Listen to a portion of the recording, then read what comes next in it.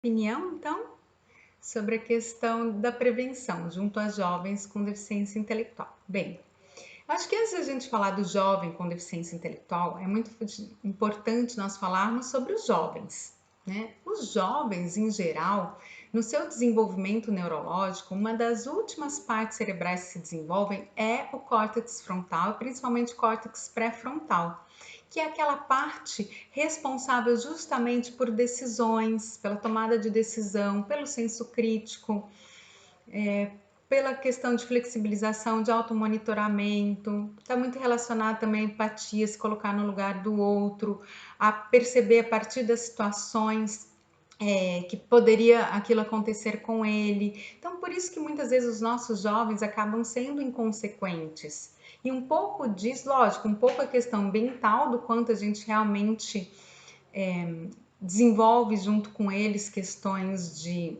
se apropriar de conteúdos para reflexão, para utilização no seu dia a dia, mas o quanto também que é uma questão de desenvolvimento neurológico. Por isso que é muito importante a gente não ter simplesmente ações pontuais em termos de educação e sexualidade.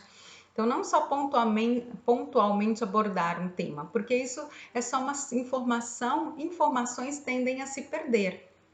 É importante eu trabalhar paulatinamente com esse mesmo tema e com temas afins, para que ele possa construir um conhecimento em cima disso e realmente se apropriar e trabalhar, trazer para a vida dele. Então é muito importante que eu trabalhe não somente temas relacionados à prevenção das infecções sexualmente transmissíveis, mas questões que vão trazer conexão com ele, que é eu trabalhar o tema da sexualidade como um todo, o direito a se conhecer, né, a ter privacidade para explorar suas zonas de prazer, a se relacionar com outro, se relacionar de forma saudável, prazerosa, mas diante de escolhas responsáveis, respeitosas para consigo, para com o outro. Então, quando eu trabalho coisas que são do interesse dele, é muito mais fácil a gente ter conexão. E a partir disso, então, a gente trabalhar a prevenção das infecções sexualmente transmissíveis. E essa questão com o jovem com deficiência intelectual, ele exige um pouco de adaptações devido às limitações que são justamente relacionadas a essas funções cognitivas ou funções psicológicas superiores. Então é importante, junto desses jovens, primeiro eu estimular essas funções, né? O treino dessas funções, para que ele vá aprimorando conforme o seu desenvolvimento, porque se as pessoas num desenvolvimento típico tendem já a procurar esse estímulo e desenvolver essas áreas, muitas vezes com as pessoas com deficiência intelectual a gente vai ter que ofertar, a gente vai ter que enriquecer esse ambiente para o desenvolvimento dessas habilidades. Né? Lembrando que a deficiência intelectual justamente são limitações das habilidades de comunicação, de autocuidado, né, de habilidades sociais. Então, eu preciso implementar o aprimoramento dessas habilidades. E a partir disso, então, eu tenho um terreno mais propício para eu trabalhar, por exemplo, temas adultos como sexualidade e prevenção de infecções sexualmente transmissíveis. Então, é muito importante para esses jovens, por exemplo, eu trabalhar de forma concreta, porque a gente tende a ensinar pontualmente com informações abstratas e de forma auditiva. Então, é muito restrita essa forma de ensino-aprendizagem. Então, eu posso ampliar esse repertório de oportunidades, como oferecendo informações sistemáticas ao longo do tempo, com conhecimento, como eu coloquei, de áreas afins que despertem mais o interesse deles, para que haja essa conexão, para que o terreno esteja propício para eu trabalhar temas mais delicados, como a questão da prevenção. Também de forma concreta, compreender aquilo de forma, por exemplo, com exemplos práticos, com demonstrações. Então, por exemplo, demonstração do uso da colocação da camisinha feminina ou masculina em algo que simule o que é a vagina, o que é o pênis, no intuito que eles aprendam, né? Que seja didático essa postura.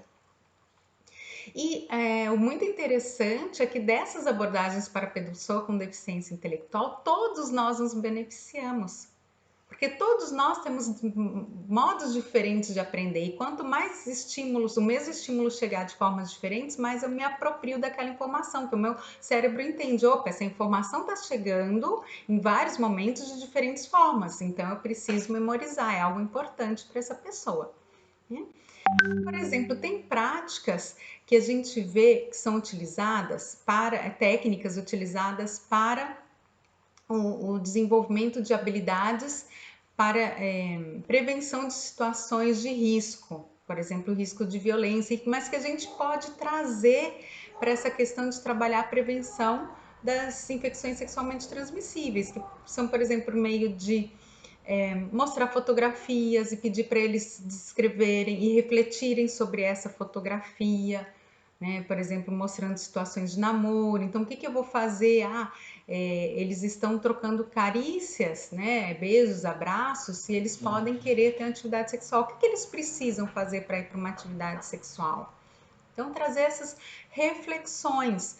E se acontecer alguma coisa assim? Né? E se acontecer isso?